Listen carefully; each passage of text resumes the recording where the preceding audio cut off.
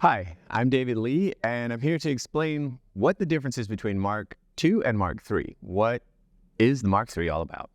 When we had the Mark IIs out, they were fantastic and popular, and there were no reasons to change for themselves.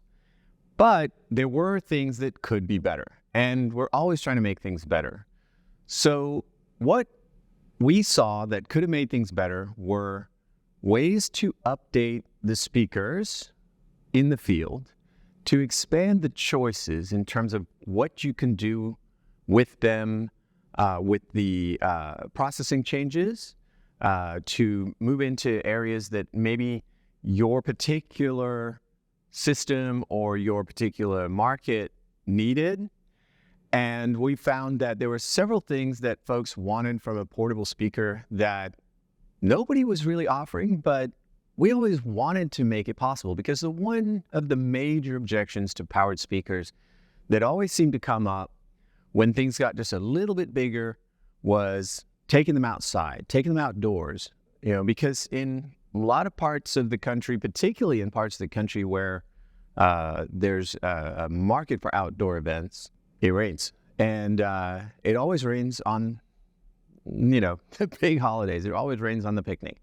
So you want to have a system that you can take outside.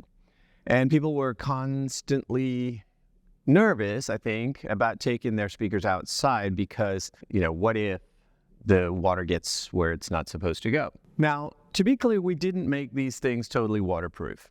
What we did do is we put waterproof electrical connectors on them so that if water does get on the power connector, it's not going inside of it. And we put water-resistant and mechanically robust connections in terms of the input connectors. Mark II series subwoofers and tops, if you were unfortunate enough to get water into them, it could get into the DSP. Mark III, that's not possible.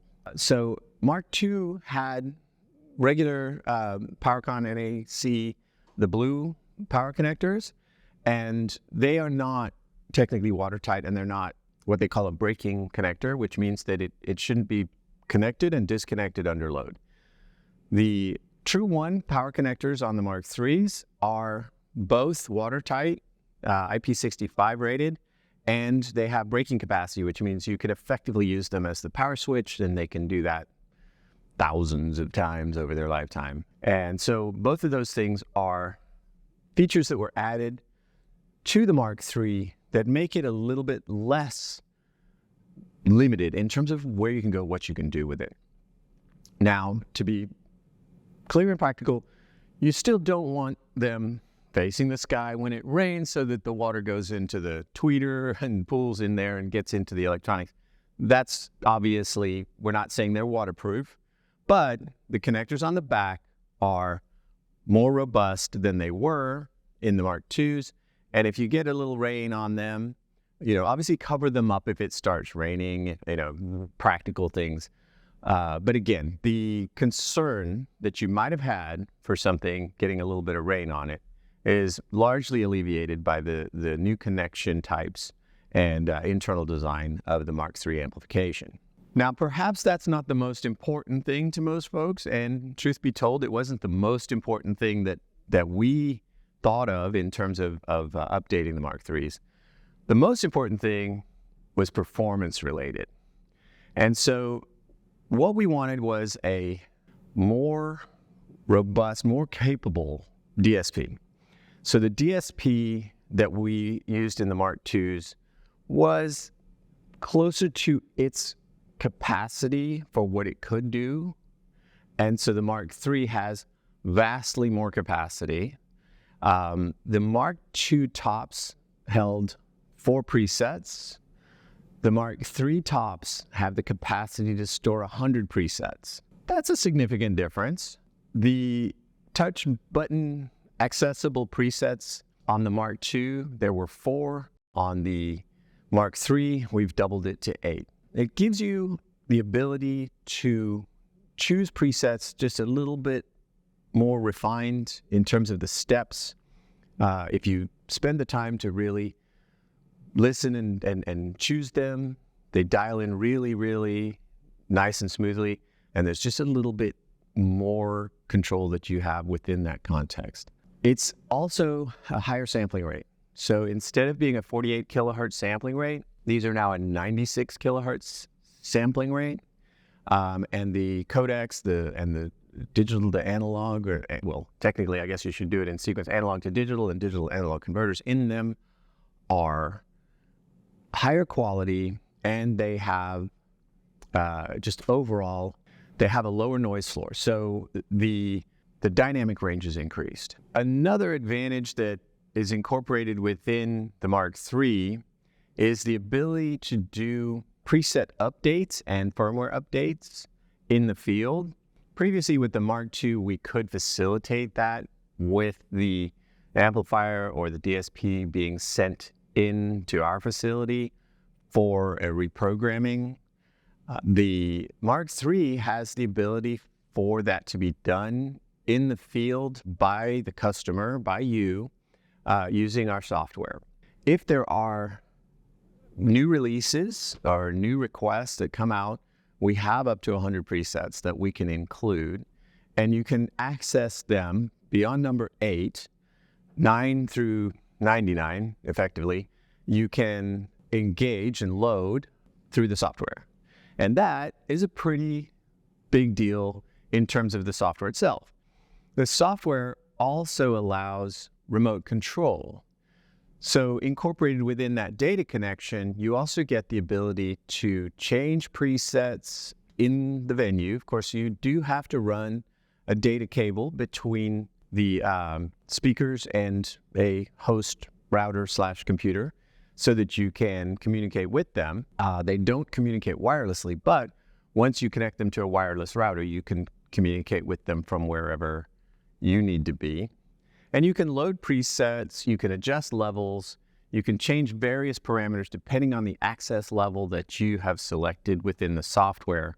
And so you can also restrict, say for instance, you're renting the system to someone else, they don't necessarily get access to your level, even if they connect a computer. You have to give them your password in order to have them have that access. So if you want them only to be able to load presets, then that's all you need to let them do. And if you don't give them the software or whatever, they only have access to the presets that are on the unit. As a quick side note, if you load a preset via computer before you take the box or boxes out into the field, it will power up in the preset that you loaded, and it will stay there unless you change it by connecting a computer again or push the preset button, which will then load preset 1. So if you need to set it up for something specific and send it out with a particular preset in it, you can. So there's many different benefits that, and also you can group boxes together. So for instance, you don't want to turn down the left top and then turn down the right top and then turn down the left sub, turn down the right sub.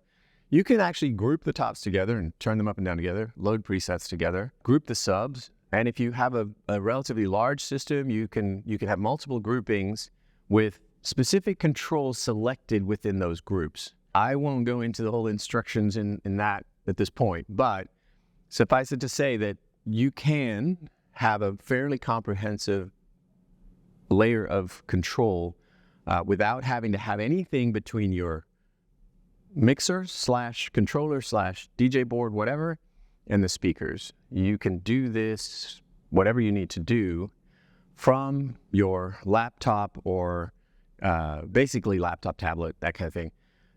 At the moment, it will work on Windows-based and Mac-based software.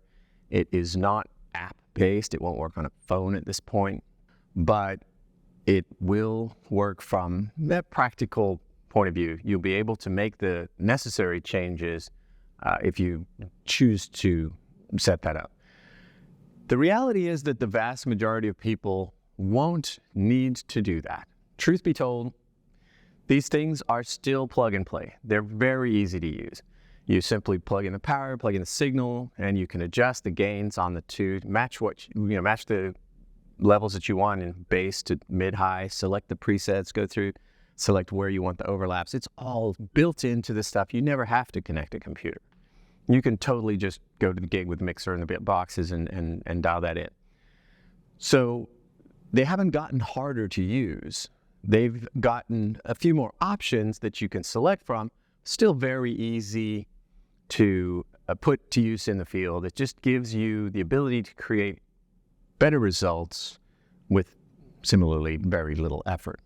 Mark III now has more information provided via the LEDs on the back. There are indications now of signal present. There's an indicator for when the data connection is connected to a router. There is an indication of levels on the signal. There's 3 steps of level so that you can kind of gauge how far you're pushing it. It has a compressor active LED, which tells you when it's actually reducing the gain in order to not clip effectively. They really are set up. They effectively can't clip. There's so many layers of protection within this thing that you will not be clipping the amplifier. You will get the limiter long before it will clip. If you continue to, just add gain, it's going to compress more and more and more. And at some point, the quality of sound will deteriorate the further you push it into the compressor. That's not unique to these compressors. That's any compressor. So even if you had an outboard processing system on a different, piece of gear, that's a universal. What we've done is try to make them get as loud as possible with multiple layers of protection without putting them at risk. If you invest in these things, we're hoping that you will look after them and you will listen. And if you hear anything that isn't as pristine as they are as they come out of the box, then lower the level, because no matter how loud we make them, we can't make them infinitely loud. So there's always going to be a limit, and the limiters will keep them from getting into danger. There are a couple other LEDs. There's a red LED that tells you that the mute is active. So if you've muted it in software and you sort of forgot, that red LED will remind you. And there is a thermal overheat LED that will come on, and the system will lower its level to ensure that it doesn't go into thermal overrun and just overheat and shut down. So it'll lower its level. There's an LED that will indicate that process is active. And if you're in that situation, you just can't expect it to get louder. You have to adapt downwards. If your speakers are sitting in the blazing sun in a hot day, and you want to push them extremely hard, they have fans in them. They have thermal triggered fans. Pretty much everything except the SV9 has 2 fans. The SV9 has 1 fan. And they'll start to move air across the heat sinks if they get to a point where they're warm enough. But if there's nowhere for the heat to go, for instance, if the ambient temperature is so hot that they can't cool, there's another layer of protection that will keep them from getting into any situation where they might be damaged. When you're looking at power allocation, your low frequency section needs a lot more power when you start looking at the math. You've got 1,000 hertz and up requiring a small amount of power in terms of watts, and the mid-range down requiring more and more and more and more the lower you go. So having only 800 watts on the high frequency section is still well in excess of what you need to run a compression driver.